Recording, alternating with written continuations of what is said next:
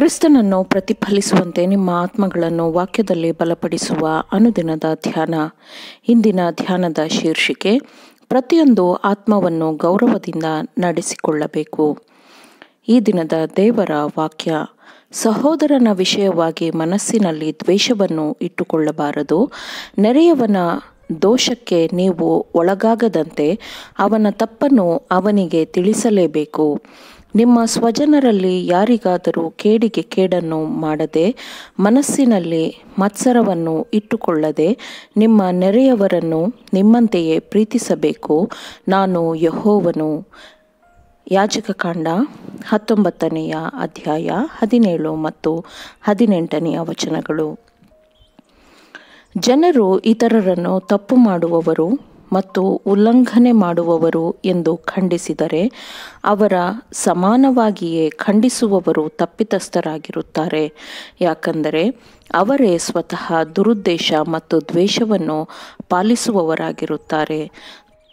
ತಮ್ಮ ಮೇಲೆ ದಬ್ಬಾಳಿಕೆ ಮಾಡುತ್ತಿದ್ದ ರೋಮನ್ನರ ರೀತಿಯ ಕಹಿಯಾದ ದ್ವೇಷವನ್ನು ಅವರು ಪಾಲಿಸುತ್ತಿರುತ್ತಾರೆ ಮತ್ತು ಎಲ್ಲ ವಿಷಯಗಳಲ್ಲಿ ಅವರು ತಮ್ಮ ಆಲೋಚನೆಗಳಿಗೆ ಅನುಗುಣವಾಗಿ ನಡೆದುಕೊಳ್ಳದ ತಮ್ಮ ಸ್ವದೇಶಿಗಳನ್ನು ದ್ವೇಷಿಸಲು ಮತ್ತು ತಿರಸ್ಕರಿಸಲು ಸ್ವಾತಂತ್ರ್ಯವನ್ನು ಹೊಂದಿರುವಂತೆ ನಡೆದುಕೊಳ್ಳುತ್ತಾರೆ.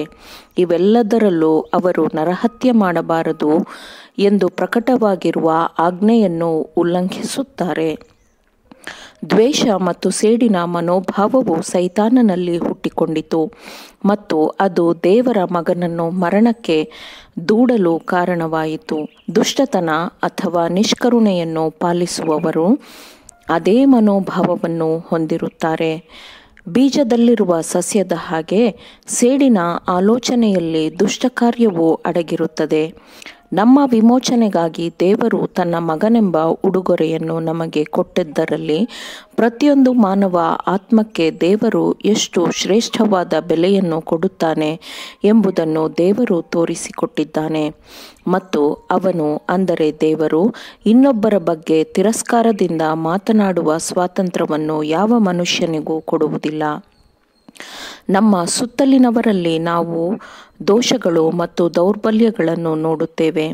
ಆದರೆ ದೇವರು ಪ್ರತಿಯೊಂದು ಆತ್ಮವನ್ನು ತನ್ನ ಆಸ್ತಿ ಎಂದು ಹೇಳಿಕೊಳ್ಳುತ್ತಾನೆ.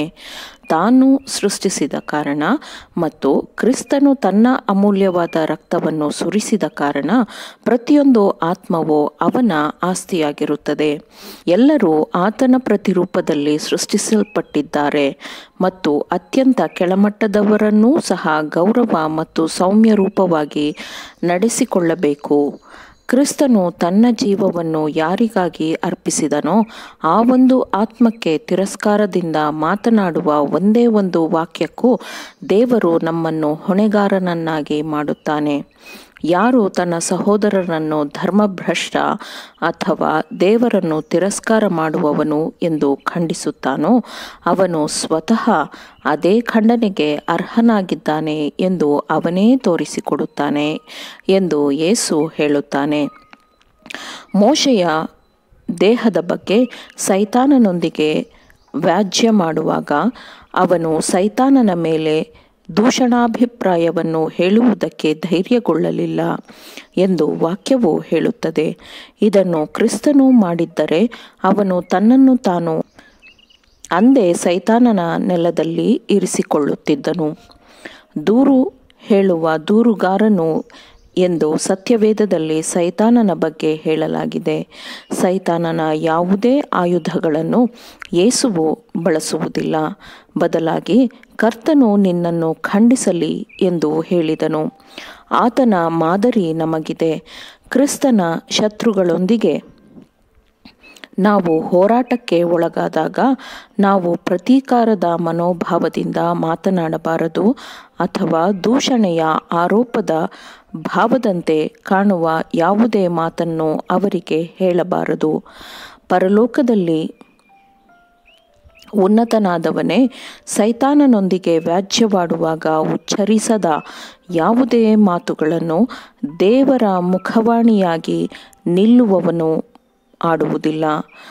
ತೀರ್ಪು ನೀಡುವ ಮತ್ತು ಖಂಡಿಸುವ ಕೆಲಸವನ್ನು ನಾವು ದೇವರಿಗೆ ಬಿಡಬೇಕು. ಆಮೇನ್.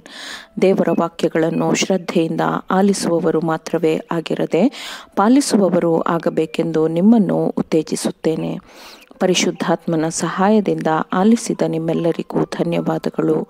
ಮತ್ತೆ ದೈನಂದಿನ ಧ್ಯಾನಕ್ಕಾಗಿ ನಾಳೆ ಸಂಧಿಸೋಣ. ಆಮೇನ್.